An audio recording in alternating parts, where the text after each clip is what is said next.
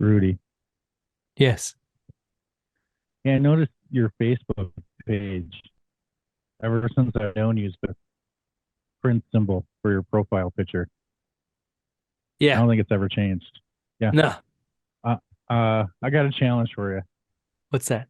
I'm going to give you three Prince trivia questions. If you get any of them wrong, you have to change your profile picture. Oh gosh, really? Yeah. Okay. Are I'm ready. you? Do you accept the terms? Yeah. Yeah. Okay. Yeah. What city was Prince born in? City? Yeah. Uh so it was Minnesota. I would say my guess would be Minneapolis, Minnesota. That would be correct. Okay. Second question. Yes. How tall was Prince? Oh. Officially. So are we talking a sensible heel? Because No, I'm we're g- not talking heels. We're talking his official height. do I get like if I'm within an inch? I'm gonna be fair. I'll give you within an inch either way. I'm gonna say 5'3". Okay, it's 5'2". You are correct. Yes. You're on a roll. This is nerve-wracking. I'm just gonna tell you. Okay. Uh okay. The next question is what song did Prince play guitar on for Madonna? Um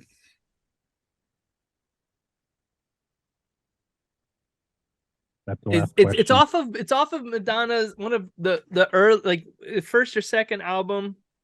It's got like a weird name like Love Story or Love is it Love Song? Okay, so I'm gonna give you another guess because you're thinking wrong. Oh, Okay, you're thinking of the song that they worked on together. yeah. They worked on Love Song together. Madonna has a song that Prince just plays the guitar on. Why would you do this to me? um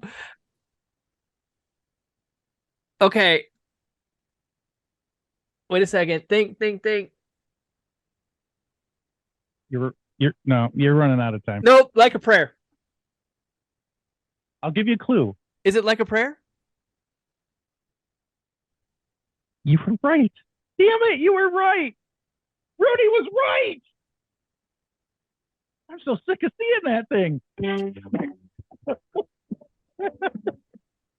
All right, it's the Roller Aldeboro Vintage Baseball Podcast, talking vintage baseball from coast to coast, border to border. We've been busy, and by we I mean Rudy's been busy. Well, that's not true. I have to do tidbits. Yes, you do. I have a job too. Uh, fresh off of our visit to Flat Rock, Michigan a couple weekends ago. Rudy's been hard at work putting together videos. I believe we got one coming out very soon of you hearing this, if it's not already out when you hear this. Mm-hmm. So let me introduce him.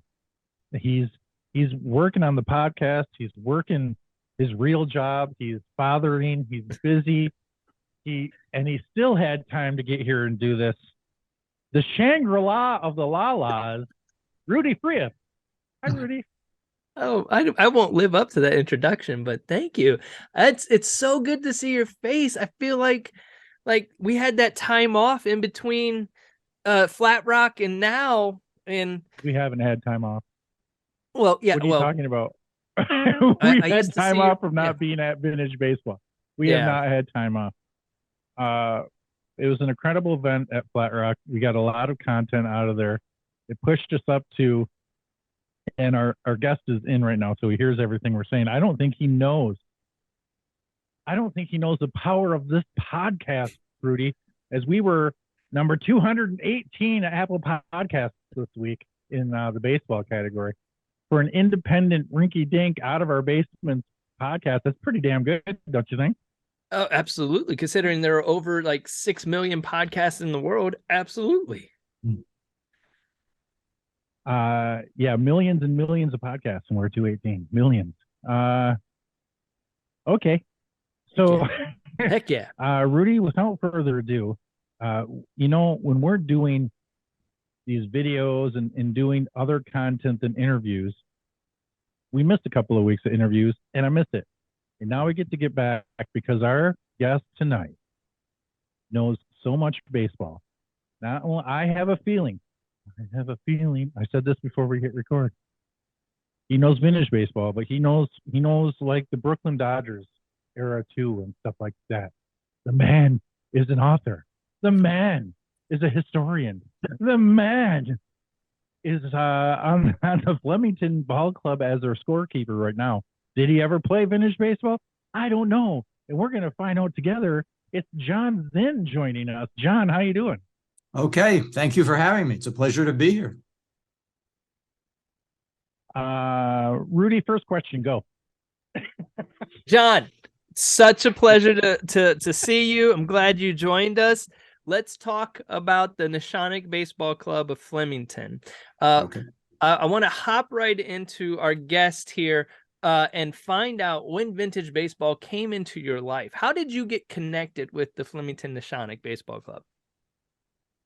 The way that I got connected was that back in, I guess it was 2007, I was in my last year of work, getting ready to retire, and I saw something in the newspaper or somewhere from Brad Shaw, who was the founder of the Neshannock, looking for somebody to become the team's scorekeeper and to learn how scorekeeping was done in the 1860s.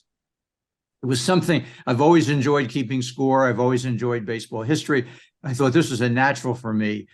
The problem was I also saw that they played almost every weekend, and working full time and every weekend wasn't something that was going to work for me. So I waited until after I retired. And then early in 2008, actually the Neshannock tried to start a second team. And for 2 years, I was the scorekeeper for that team. That didn't work out. So in 2010, I became the Neshannock scorekeeper, and I've been there ever since.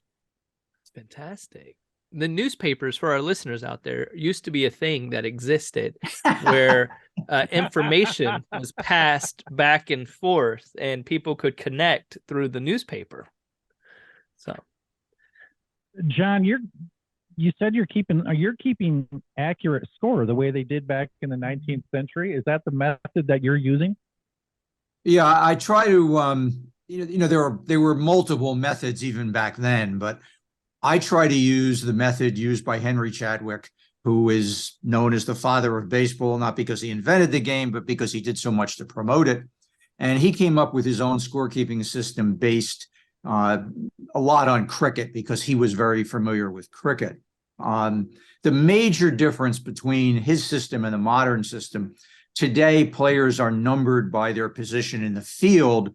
One is a pitcher. Okay, well, in Chadwick's system, the number 1 is assigned to the first player in the batting order. So the leadoff batter, regardless of what position he is number 1. It sort of makes sense because people played multiple positions in those days. And it's also true in vintage baseball. So, our number 1 hitter tends to be the left fielder, but if he also goes behind the plate, he's still number 1.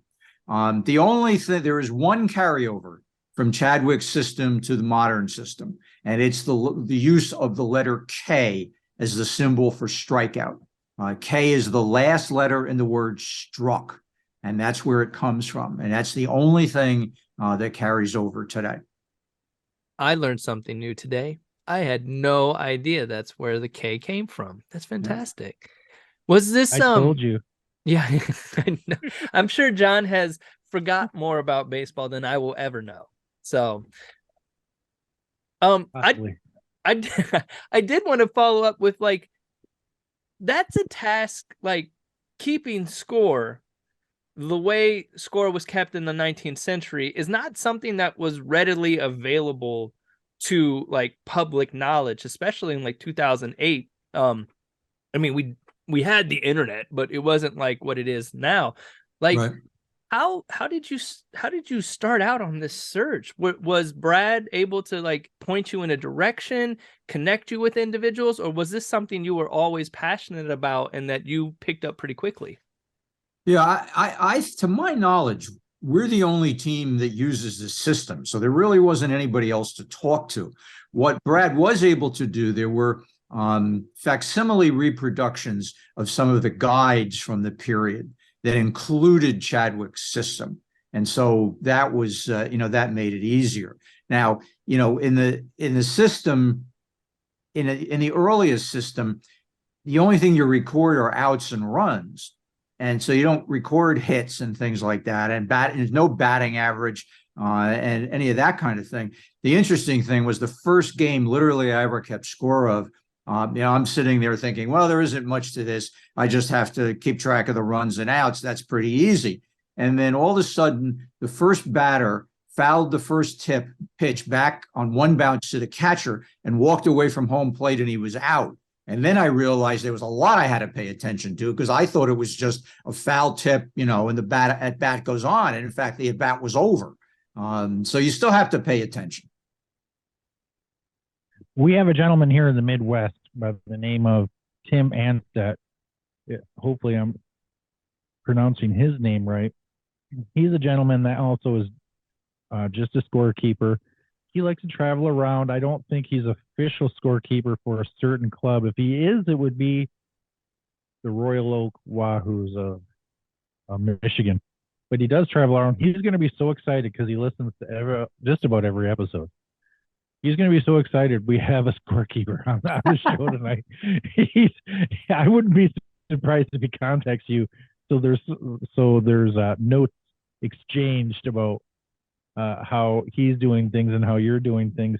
Do you find a lot of the East Coast clubs you come across, as the Neshannock Club is in New Jersey, do you find all clubs out there have their own scorekeeper, or do you have clubs that, like here in the Midwest, where you just got somebody that's on the club sitting at the end of the bench mostly? Yeah, I think it's the latter. I can't think offhand of any team on the East Coast that I'm aware of who has someone who is just the scorekeeper. What I see quite frequently is on the other bench is seeing players pass the scorebook along, and they do it kind of on a rotating basis. Now, the other thing I'd say is, and I'm not criticizing, but for the most part, they use a modern scorebook and they score in a modern system. It's okay to criticize. I'm just, it's just, Brad had this idea. Let's do it for historical accuracy. That's what got me involved in it. I'm glad to do it, but I don't see it being replicated very widely. Have you run across anything in your findings about keeping score, about how all clubs are expected to have a separate scorekeeper?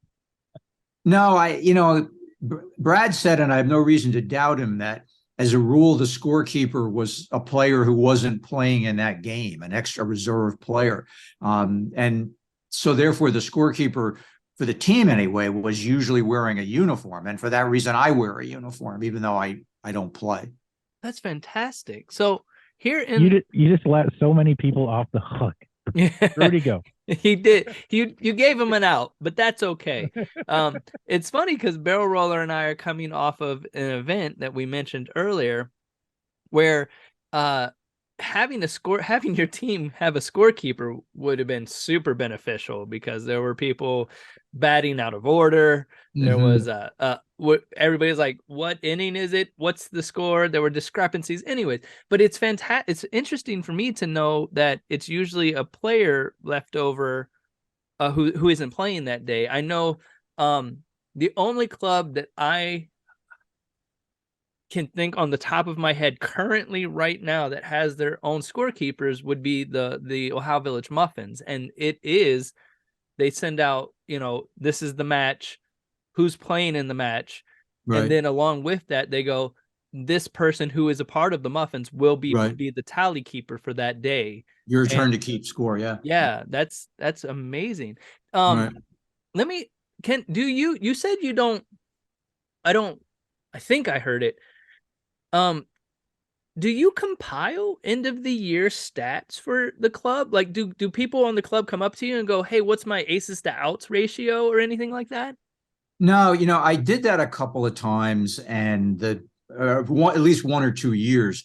But the problem is the only statistics you're compiling are outs and runs. Yeah. And it's just not a lot to it. Now, the one statistic that we've gotten interested in is a clear score, because in the 1860s, late 1850s, early 1860s, the key goal, the ultimate achievement for a batter or a striker was to earn a clear score for that day. And at the time, it wasn't clear what the definition of a clear score meant. Did it mean that you scored a run? Because at the time, the highest goal is to score a run.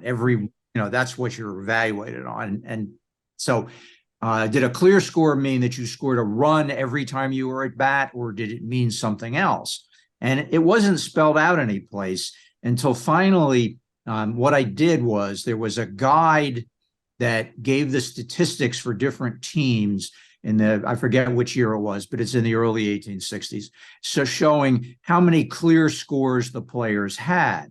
And fortunately, the original scorebooks for the Atlantic Baseball Club of Brooklyn survive. They're in the Spalding collection in the New York Public Library.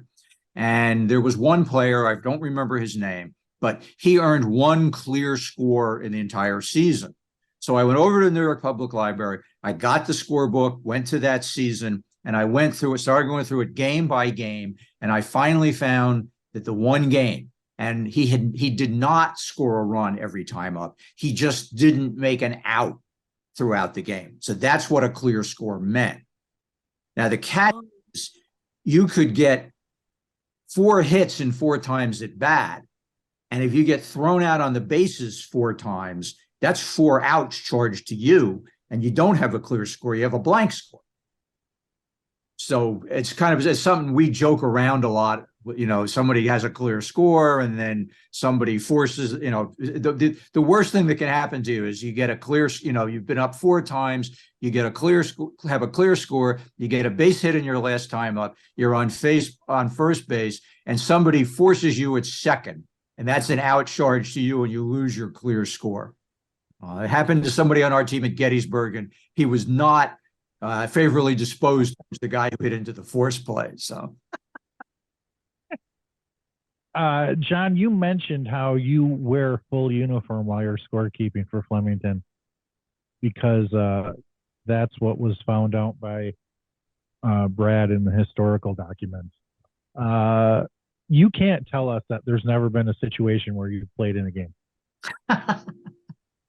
Well, I first got involved in vintage baseball. As the way I tell the story is, I was about 61 when I first got involved in vintage baseball. And I say with uncharacteristic wisdom, I decided I was too old to play. And so I had never played in a game. And, some of the guys on the Shannock would love to have me do that, but they're going to wait a long time. I'm 76 and a half now. They're going to wait a long time before they ever see that happen. So there's never been an instant where Flemington had 8 players show up to the game, and you're there in your uniform to keep score, and you had to go in. That has not happened yet. Someone may have raised the possibility once or twice early on, but I've made it very clear that I'm not doing that. So it doesn't even come into consideration today. What I hear when you say that, John, this is what I hear, is that you're creating a demand. So like you're building up to this monumental moment that will shake the club to its core when you say, you know what? All right. It's going to be fire. Yeah, today's the day. Well, I don't know. It would take a lot.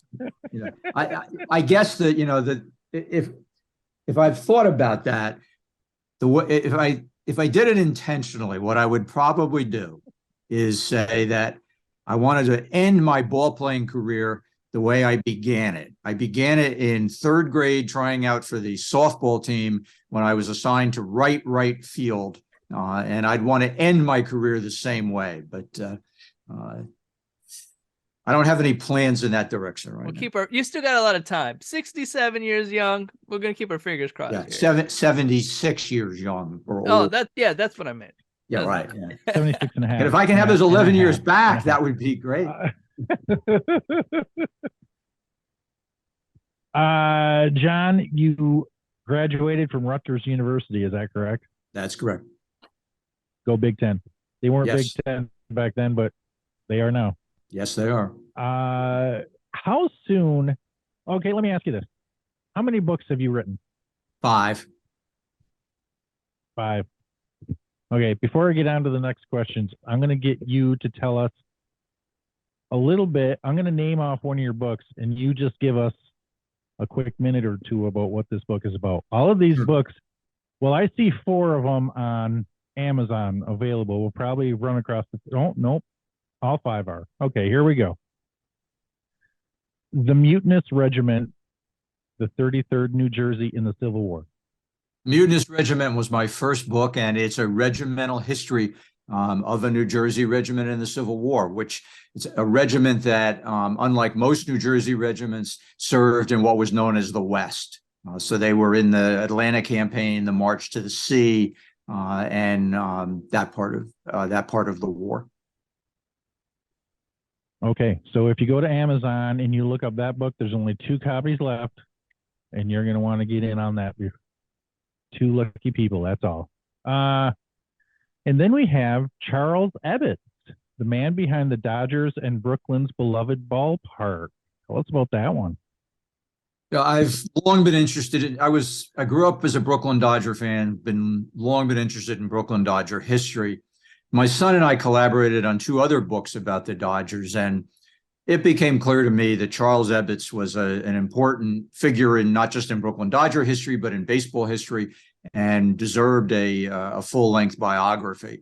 Ebbets worked for the Dodgers for 47 years, 25 of them as president and lead owner. So it's a lot of material, but I really felt that he needed a full-length biography, and I'm glad to have written it.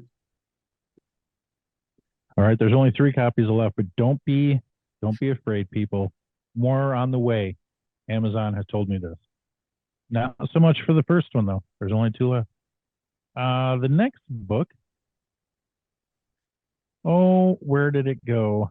That is one of the ones that you referred to about your collaborating with your son. That's Ebbets Field, Essays and Memories of Brooklyn's Historic Ballpark. Yeah, McFarlane and Company, who's published 4 of my 5 books, started a series on historic ballparks. And the first one was Forbes Field in Pittsburgh. And they were looking for somebody to do a book about Ebbets Field. And this was right after we had finished our first book. So it was a natural for us. And the book contains essays about the Dodgers, about Ebbets Field, rather. The first one is an essay about Charles Ebbets, and that's what really got me into the idea of the biography. It also includes memories of players, both the Dodgers and other teams, and also of famous fans, you know, like people like us, the everyday fan, but also, you know, people like Doris Kearns Goodwin and Robert Caro, the presidential historian, which that interview was absolutely one of my, I'm a big admirer of him, and interviewing him was one of my favorites. I also got to interview Carl Erskine, the Dodger pitcher, which was, again, just to have a moment to tell that story about interviewing Carl Erskine. Oh, yes. yes, please do. Absolutely. Okay. Please do.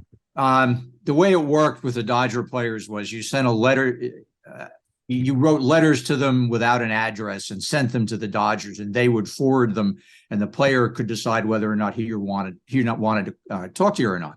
So I get a postcard from Carl Erskine saying, I'll be happy to talk to you. Please call me at this number.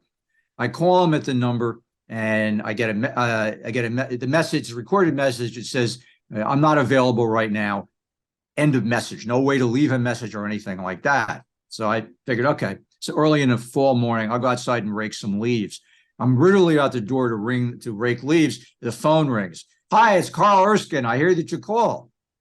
So we talk for about 45 minutes, and he says, I think I've taken too much of your time. I said, there is no way that that's possible. For another 15 minutes, we get off the phone. I'm going outside to rake leaves again. Almost to the door, the phone rings. Hi, it's Carl Erskine. I forgot something. Oh, So that was, that interview was just priceless. And he's just what a gentleman. He is still alive. I think he may be like 97 now. wow. John, is it safe to say you've been a lifelong Dodgers fan? What happened was I grew up in northern New Jersey in the 1950s. My parents were Dodger fans, so I became a Dodger fan. I only really followed them closely the last couple of years they were in Brooklyn.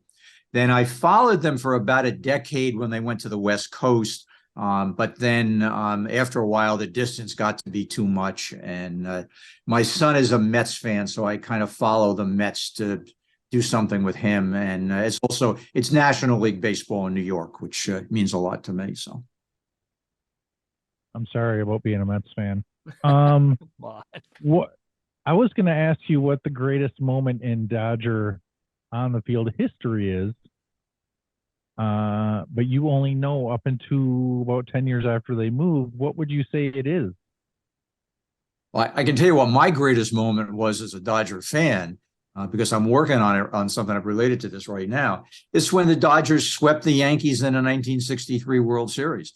Not just because they swept the Yankees. Oh, believe me, that meant a lot to me growing up in northern New Jersey, but also because the 1962 debacle where the Dodgers blew the pennant, they actually blew it twice, was just awful. I was too young to remember 51. And 63 was the year the Dodgers redeemed themselves. And nobody talks about 62 anymore because of what they did in 63. And but then not only beating the Yankees, but sweeping them. The only time the Yankees have ever been swept in a World Series had to have been my greatest moment as a Dodger fan. And I think it has to be one of the greatest moments in the history of the Dodgers. After that date, nobody talks about the Dodgers as the also rans, the almost that it could have been, that kind of thing. It wiped that out forever. Well, that's because John, you're wrong. It's Kirk Gibson's home run. Okay, your next book is the Major League. I don't believe what I just saw. The next book is the Major League Pennant Races of 1916, the most maddening baseball melee. Melee? History. Melee? Right. Melee. Melee? Yeah. It's melee. Yeah. That's my second, my first collaboration with my son. I was always I got interested in baseball history at a very early age. And I was especially interested in the dead ball era, which runs from 1901 to 1919. And so after the Civil War book, I really wanted to do something about the dead ball era, and it was going to be about the Dodgers. And 1916 is the one time in that period where the Dodgers win the National League pennant. Little did I know before I started the research that while there was a lot of great baseball played in the National League during the dead ball era, there are only two close pennant races. One is the epic 1908 season. The other is 1916. And as I was working on it, there's just far too much material here for me to cover both leagues. My son had just graduated from college, so I said, "Do you have any interest in doing the American League?" And he was all for that. And so, we worked. He did the American League. I did the National League. And it was a lot of fun to work with him on that. And we've done the Ebbets Field book came after that, so we've done two books together. That's amazing. Like, I don't have that type of experience with my dad. Like, my dad obviously was kind of an integral part in us getting involved in vintage baseball, 19th century baseball. What can you talk about a little bit about that dynamic of collaborating with your son? Like, do either one of you take constructive criticism a certain way? Was there ever a time when you're like, I'm right and I'm your dad? It worked relatively smoothly. Again, he covered the American League, I covered the National League. So it was only when we got to the final product, and we actually worked pretty well collaboratively on it. I live in northern New Jersey. He lives outside of Boston. And this was before Zoom. Yeah. It was on the phone that we went over things, but it wasn't, there were no real challenges about it. We were pretty much in agreement about most things. Fantastic. One more book, and that is A Cradle of the National Pastime, New Jersey Baseball. Right. I was invited to be the guest curator on a baseball exhibit at the Morvan Museum in Princeton. And we agreed that as part of the exhibit, that I would be able to write a book about early New Jersey baseball, because there had been a couple of things, but nothing really had done a lot of research on it. So that I would write that book and they would publish it. And so it covers New Jersey baseball from 1855 to 1880. And I enjoyed doing it. I think it documents the important role New Jersey played in early baseball, which was a cradle-like role. Baseball wasn't invented in New Jersey, but it certainly got a lot of baseball firsts happened in New Jersey. What do you think about Justin Verlander and Max Scherzer coming to the Mets with their arms already toast? How do you feel about that, John? Well, it seemed like a good idea at the time. The thing is this, that if all you're looking for is if the norm today in baseball, and I grew up a very different norm. If the norm in baseball is a starting pitcher is only going to pitch 5 or 6 innings, then maybe it works. And so I guess it's worth a shot. But, I grew up in an era where pitchers finished what they started. So. Yeah, that never happens. Hey, we're going to take a couple-minute break right here as we do the Jonathan McLean news update for this week. And we'll be right back with John. November 25th, 1854. I'm Jonathan McLean, State Line, New York. The Eagle Baseball Club has had a busy past few weeks. 2 weeks ago, they defeated the Gotham Baseball Club 23-15. Mr. Gibbs bowled a victory for the Eagles. 1 week later, the Eagles beat the Knickerbockers by a score of 21-4. The write-up of the story can be found on page 2 of the New York Clipper, next to the article on pigeon shooting, and immediately below the articles on dog fighting and rat killing. In a return match the following week, the Knickerbockers put up a resilient contest, but lost by 1 run as the Eagles go 3 for 3 by beating the Knicks 22-21. Today's news break has been brought to you by Mrs. Burns, female physician. She'll treat all diseases peculiar to the female sex. For just $1, she'll even throw in an all-vegetable female pill. Come have a seat in her special apparatus for female confinement, Dr. Seymour's galvanic abdominal supporters, because sitting on that rock isn't doing her back any good. I'm Jonathan McLean, and this has been your Roller Out the Barrel news break.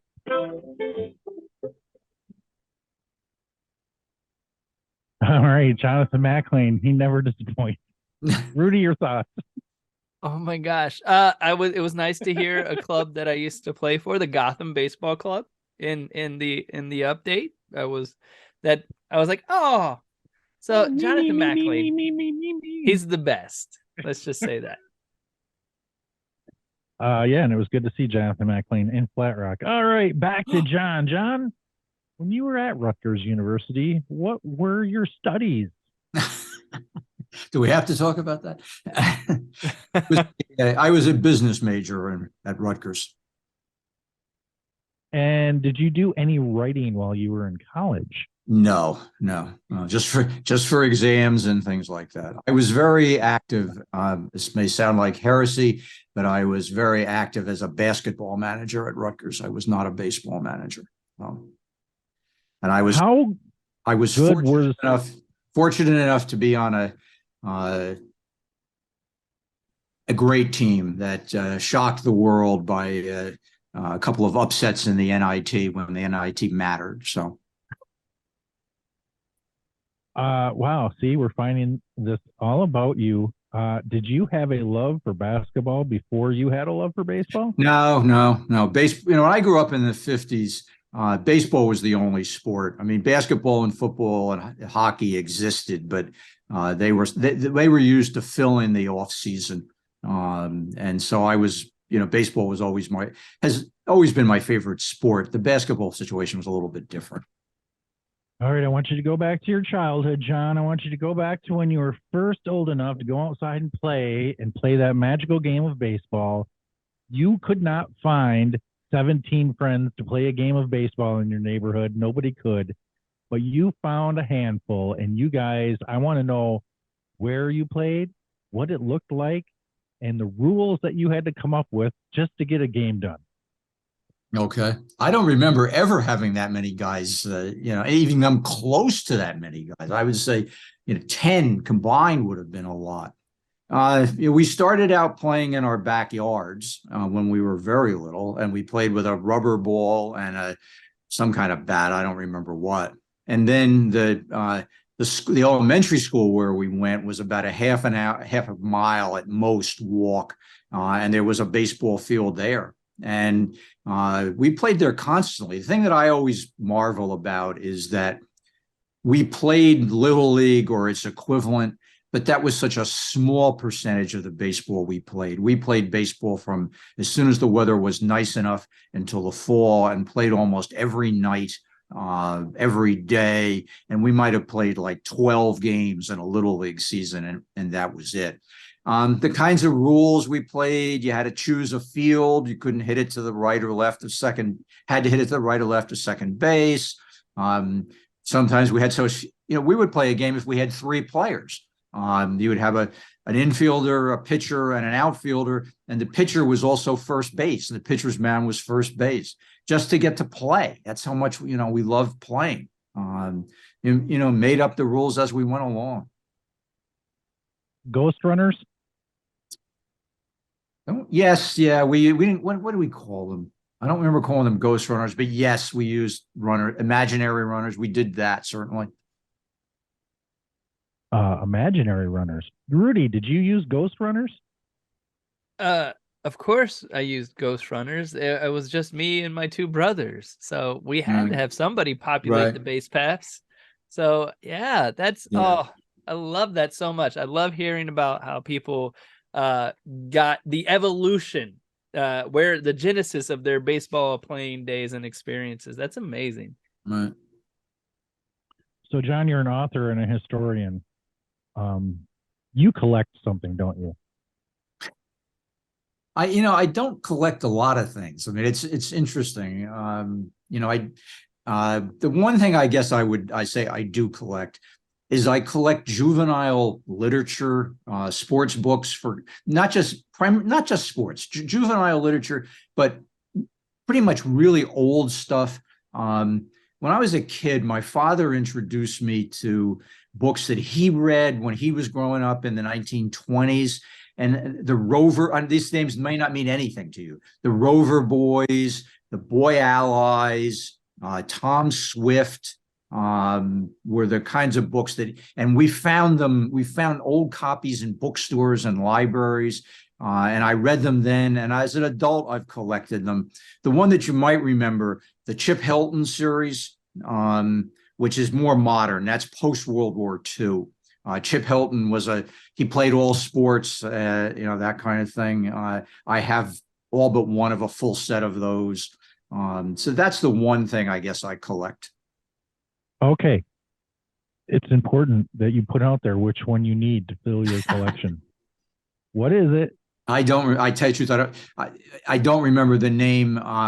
The series went on after I stopped reading them, and I've only recently picked up the last couple, and they're not the ones I have, the ones that I was given as a child growing up are first editions. And so there's something.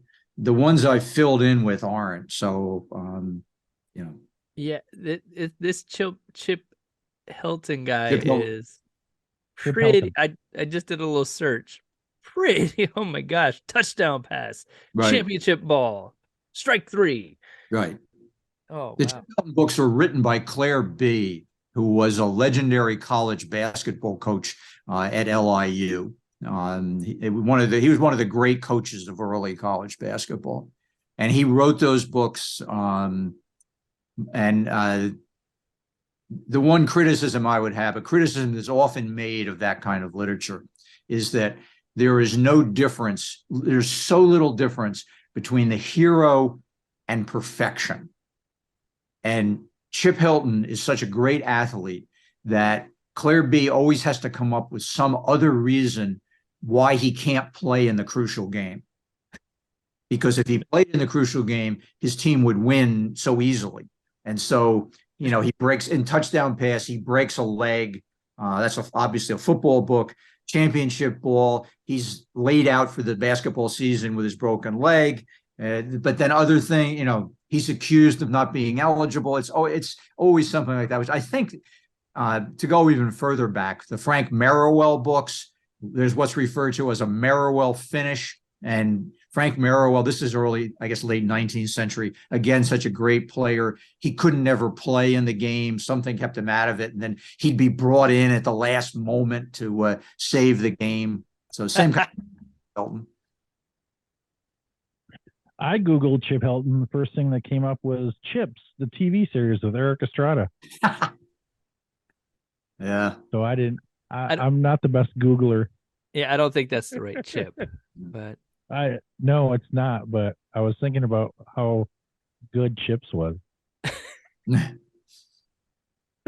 You know, Anyway. speaking of books, I just want to, this is triggered in my mind. Barrel Roller likes to promote the episode ahead of time, and so we'll put it out there on social media with the picture of the guest.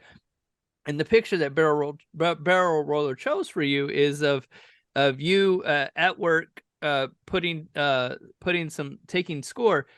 This book looks humongous in this picture. Now, if it's not your typical scorekeeping modern day, is this something that was made, like custom made? Like one of these pages looks to be like a foot and a half long. Oh yeah, those are long pages. It is. It's a very cumbersome book to work with. It is a replica of Henry Chadwick's 1868 scorebook. The original is in the New York Public Library, and I went over there, and this was in the days where they wouldn't let you take pictures of the book of anything. So what I had to do was take blank paper, measure the original, and then try to not trace it, but recreate it in pencil on a blank sheet of paper, and then found somebody to print it for us. But it's his 1868 scorebook. Now, I guess you learn things over the years. The thing that I realize now is that he used this book as a reporter. So he needed all kinds of detail that a team in the course of a game doesn't need. And I started, we're on our fourth, I think, copy of this book, and close to running out of room. I explored in the off season, going back and recreating the kind of scorebooks that the teams actually used that are much simpler, but it didn't work out. I'm going to revisit it probably for the next season. But that book it's very cumbersome. And but the thing is, see what Chadwick did, I'm sure, is that he had a table that he sat at and he worked on it that way. Well, I've been offered that on occasion, but I'm more involved in the game. And in the past couple of years, I've become more involved in the management of the game. So, I'm standing there paying attention to the game while I'm keeping score. So I can't, or shouldn't, I don't think, be sitting at a table removed from the action. So I love that. A wise man once said that things are only as special as you make it. And it's this attention to detail, which I personally just love, because it brings just another level of authenticity to the club and the experience for people. And also it's just like, it's fascinating to look at and to know that these now it's the New York Public Library. So anybody could go in and say they wanted to see the Spalding collection and be able to see this. Oh, absolutely. Yeah, no, and they have a number of Chadwick scorebooks. Some his early his scorebooks from the late 1850s are, there's not, it's just like a grid of lines. I mean, there's nothing elaborate to it, but he clearly worked on it and put this together. And it has the equivalent of a copyright at the bottom of it, but those copyrights don't apply today. Yeah. So we were able to do that. Other teams have expressed an interest in it.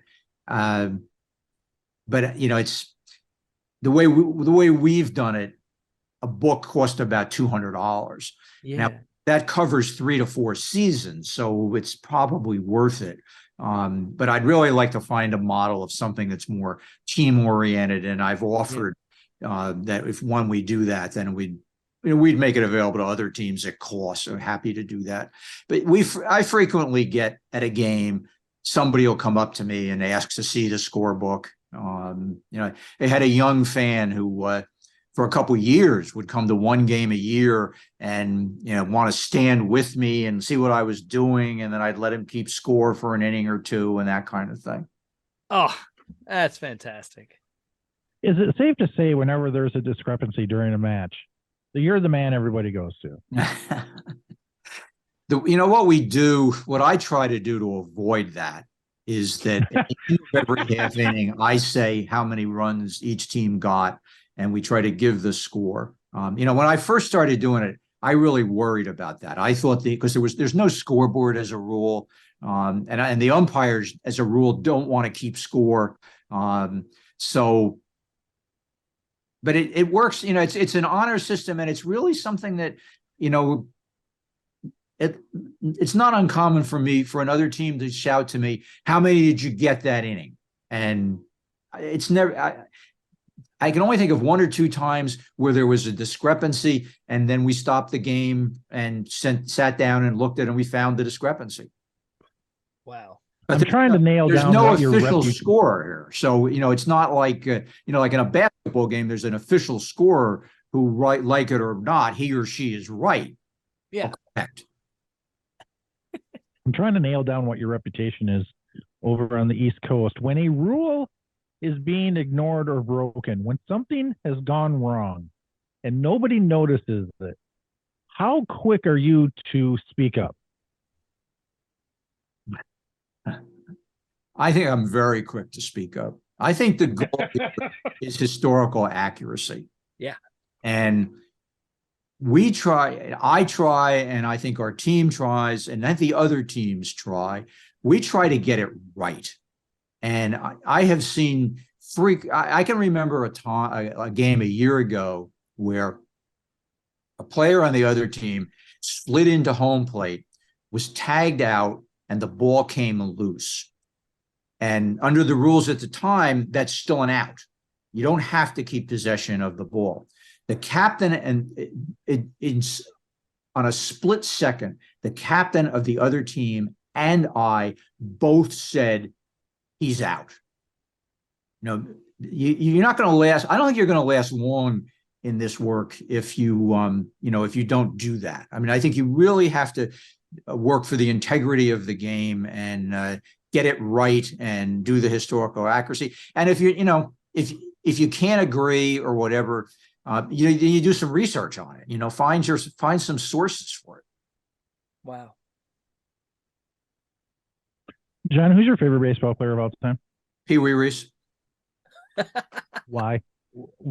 Because he was a Brooklyn Dodger, and he was a shortstop, and I was a shortstop in my short-lived baseball career. Okay. And Maury Wills, second favorite player. And is Kirk Gibson your third favorite player? No. I have nothing against Kirk Gibson. As you shouldn't. John, you mentioned earlier, I think it was off before we started recording. You were familiar with Paul Salamone. Yes. And you referred to him as the father of vintage baseball in New Jersey. Could you speak on that for a couple minutes? Sure. Yeah. Paul is without a doubt, I think, the founder of the late Paul Salamone, let us say, was the founder of vintage baseball in New Jersey. He formed the Elizabeth Resolutes, who are in their 24th year. Next year will be their 25th anniversary. And then Brad Shaw, who founded the Neshannock, he played for the he's told me that he played for the Resolutes for, I guess it was 1 year, so he could learn how to do it, and got Flemington started. And we're the two senior clubs in New Jersey. So, Paul got one started, and he got another one started. He helped get it in the Shattuck started. I know he's helped so the other clubs. Was always willing to help new clubs get started. He's missed. There's no question of that. Paul was very intense. I'm just be honest about that. I mean, he was a very intense player, and I've had very strong feelings about how the game was supposed to be played. But he was a pathfinder in this state. Yeah, if you go back in the archives of the Roller of the Rural Vintage Baseball podcast, you will see that, I believe it's in season 2, very early. I'm not sure. That interview I did with Paul Salamone, and the interview that took place after we stopped recording lasted even longer than the episode. And I could just kick myself for not continuing to record. We had the greatest baseball discussion, maybe the best baseball discussion I've ever been a part of.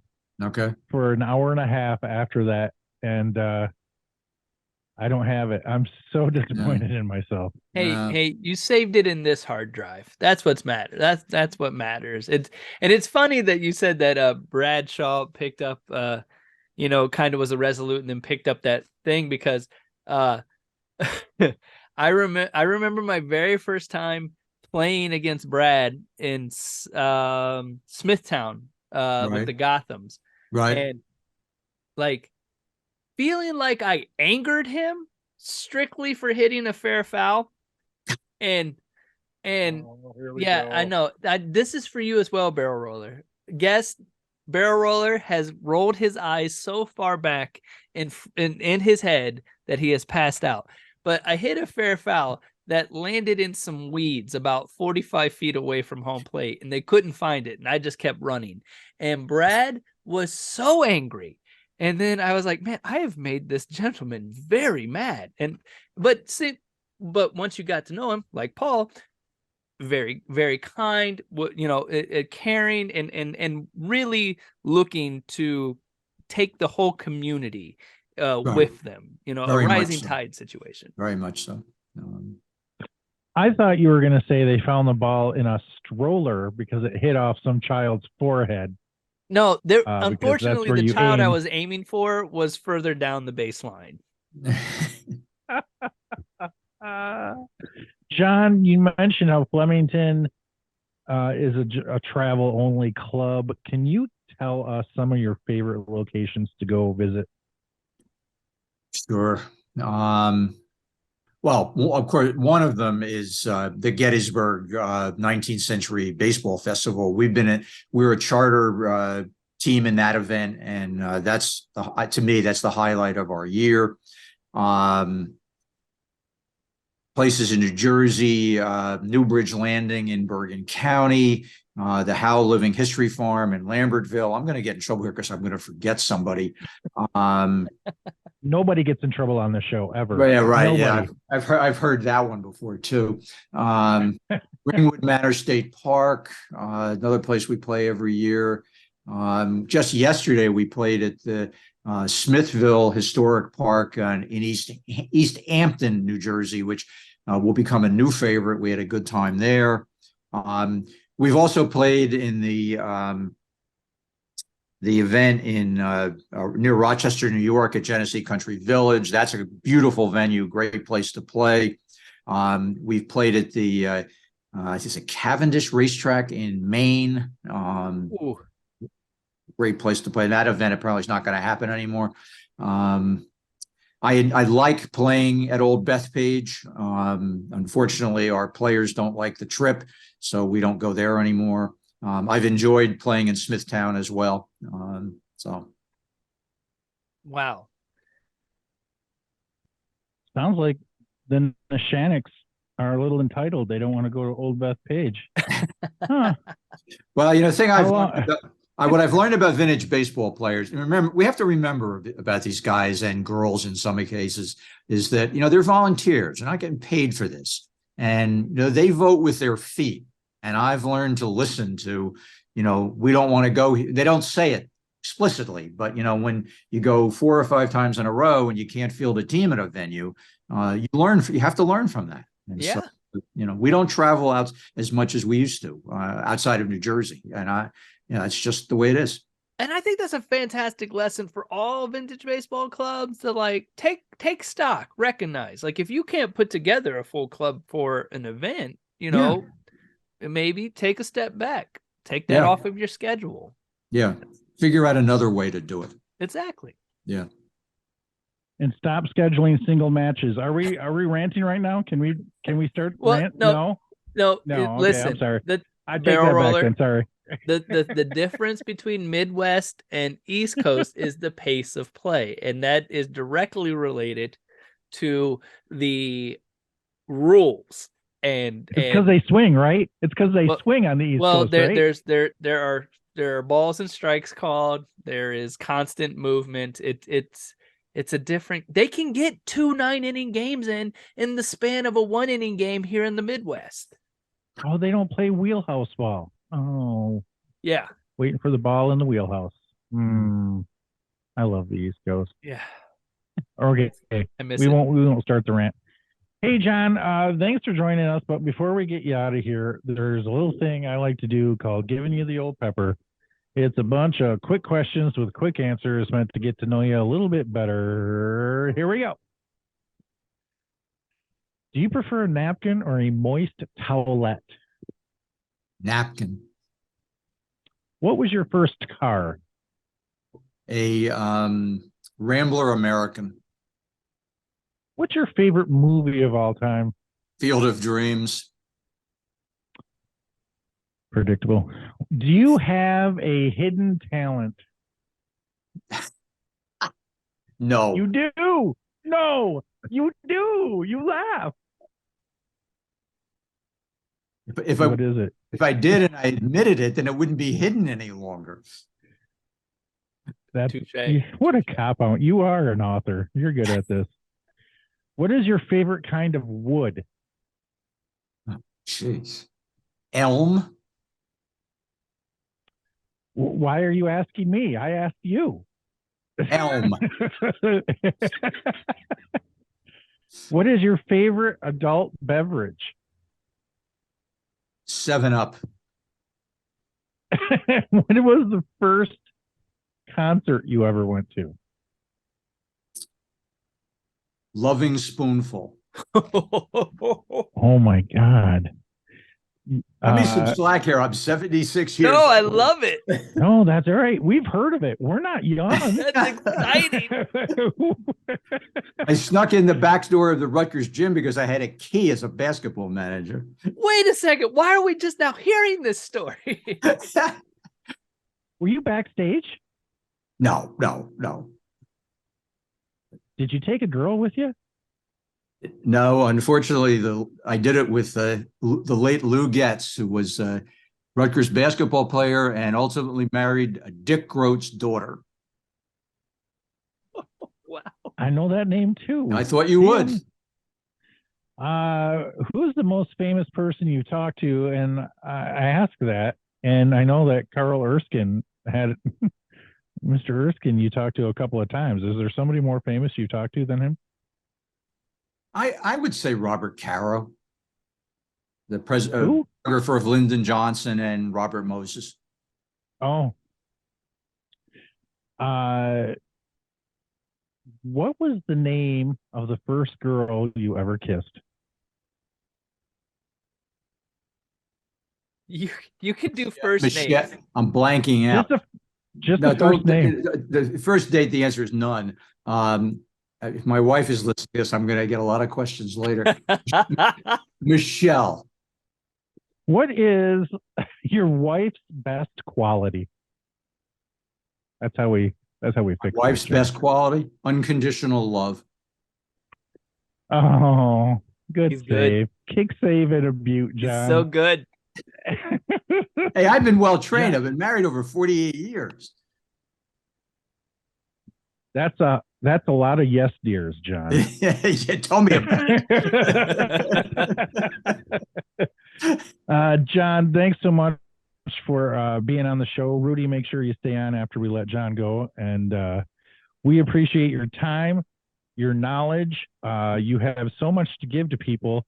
I hope they're not intimidated to come and talk to you during games because of the size of your scorebook. Thank you for having me. It's been a pleasure. I really enjoyed it. And I will sign off. Rudy? John, thank you so much. You have a great season, okay? Okay, you too. Thank you. All right, bye-bye. And there you have it. Hey, all you kids out there, don't forget, if you want a t-shirt of the Roller Around the Barrel, we're not shoving this stuff down your throat. There's a pinned post at the top of the Facebook group. You just follow the instructions there. There's a few different designs and a few different colors, and no big deal, whatever. What else? We got the Akron Cup coming up in July, and Rudy won't be able to talk to anybody until September because of all of the matches we're going to have video of that day. Oh my gosh. Poor man. But I want everybody to realize before they get excited when one of us is in attendance, these supremely and well done videos put together by Rudy and with some help from me, they don't happen if there's only one of us in attendance. Okay, so don't get too excited. Like I'm going to the Rocky Point festival later. These aren't happening. It's podcast only. Sorry. And yeah, and look, it's a labor of love. I'm so excited. As of right now, match number 2, the massacre of the Columbus Capitals, courtesy of the Canton Cornshuckers, is available on the YouTube. It went live now, so you can find that. Check that out. You mean the newest massacre of the Columbus Capitals? Absolutely. When's the last time you beat Canton? 2 years ago. Wait up. No, not 2 years ago. Well, because we didn't get 2020, so 3 years ago. Where was that at? Wait up, 4 years ago, because we didn't get 2020. That was at this little rinky-dink event called the Michigan Vintage Baseball Festival. Tell me more. Yeah, it's just, it's got legs, but I don't think it's going to go anywhere. So. But you liked it, right? I'll give you 15 minutes to knock that off. I loved it so much. I loved how much you loved it too, by the way. Sometimes I think I only put it on just to get you excited. Shut up. Whatever. You got the community excited. You got the most clubs ever at a vintage baseball event. Ever. Yeah, I know. I don't know if you've heard, Rudy, but I'm quite delightful. I mean, let's face it. People like you. You know what? There's people that don't like me. Speaking of delightful people, I'm not going to let this go by. John, delightful. That's too much information for one man to have in that head, and we didn't even tap into it.